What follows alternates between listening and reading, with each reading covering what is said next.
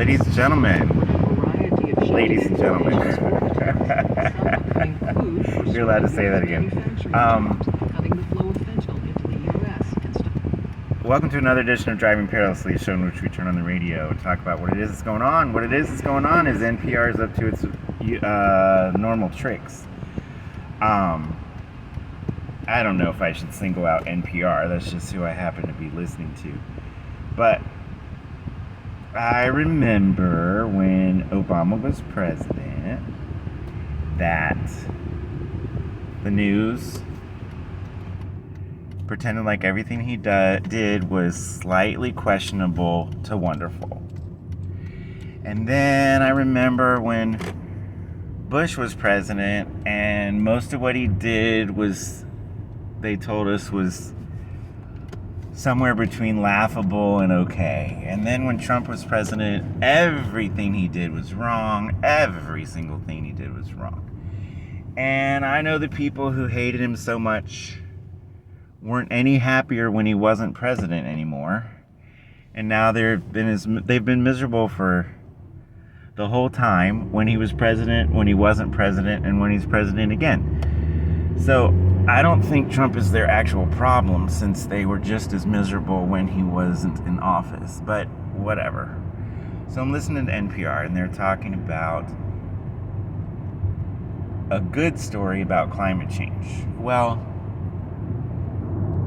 if you follow Scott Adams, the Real Coffee with Scott Adams, and Dilbert Reborn, and he's very active on X, formerly known as Twitter. If you follow Scott Adams, you will hear him say almost every day that we cannot measure the temperature of the Earth. Now, I would say, without its political implications, everyone would agree with that. We cannot measure the temperature of the Earth. But we do have some thermometers set around, and they're all, a drop in the bucket. We're measuring a drop of the bucket. And what he says, and makes sense, I believe it, is that when cities spread out, they're closer to where the thermometers are than where they used to be. And that's a reason why the temperatures are going up. One reason why.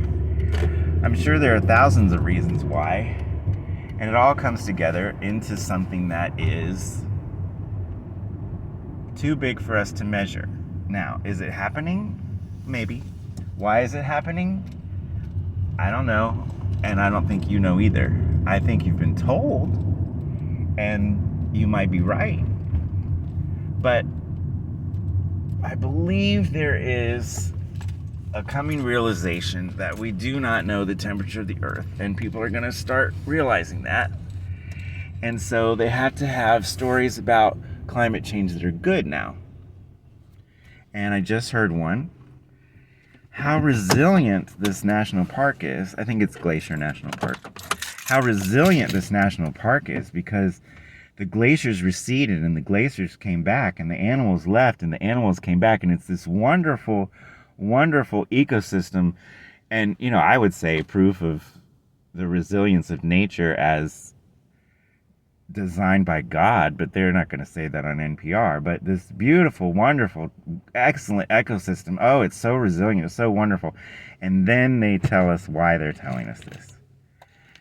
Trump is making cuts that are going to affect this place, and that's why, that's why they're telling us this. So we'll be mad at Trump. So, okay, we've got this theory that climate change, temperatures have gone up since factories, since the Industrial Revolution. Okay, they may have done that, and they may be doing that. They may be. But we also have the coldest temperatures on record, the hottest temperatures on record. You know what that means to me? It means we're expanding our record. We have a certain amount of numbers, and we're adding data by the quadrillions. So yeah, we're finding out new things that have probably always been there. Like, I think it was yesterday on Facebook. Squirrels have learned to eat meat. No, squirrels have always eaten meat. We just haven't noticed it before and haven't talked about it. There are no vegetarian animals. If there's a leaf and they're eating it and there's a bug on the leaf, they just keep eating it and then they happen to eat a bug. There are animals that hunt and there are animals that don't hunt. There are animals that would be looking at a carcass and maybe nibble on it because they apprehend the world through their mouth, just like a baby. A baby puts everything in its mouth. Well, so do some animals. A goat puts everything in its mouth. It doesn't mean he's trying to eat meat, but it doesn't mean he won't eat it if it's sitting there. So we've got this anthropomorphic, trying to pretend that goats are like us and trying to pretend that we're in control of the climate and trying to pretend, and you know what? We affect everything we touch. But we don't know the ways that we do this. We don't know the things that control the climate. We don't know much of anything. But I'll tell you, thinking that the human race is the worst thing in the world, or thinking that the human race is the best thing in the world, is two sides of the same coin. We have to fit into this environment because this is where we live. And we know some things we can do to help some animals. We know that some animals are overpopulated. We know that some animals are underpopulated. It's time that we stop being so emotional. And it's time that we take our place and stop shirking our responsibility. And believe me, it has very little to do with recycling.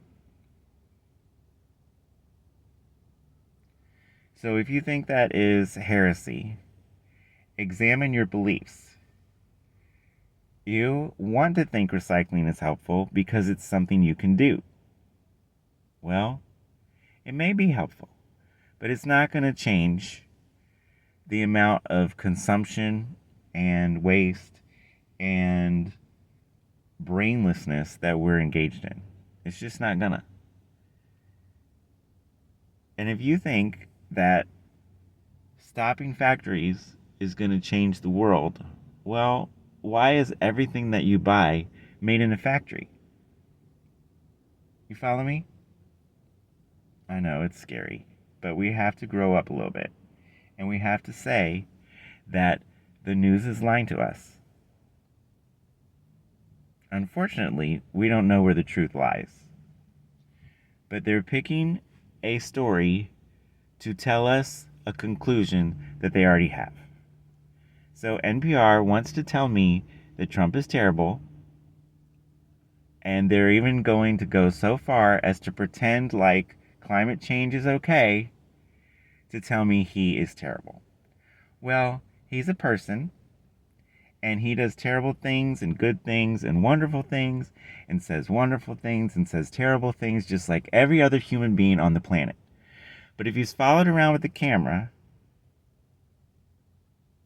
whoever is taking the pictures can show you things that make him look stupid, can show you things that make him look smart, can show you things that they want you to see.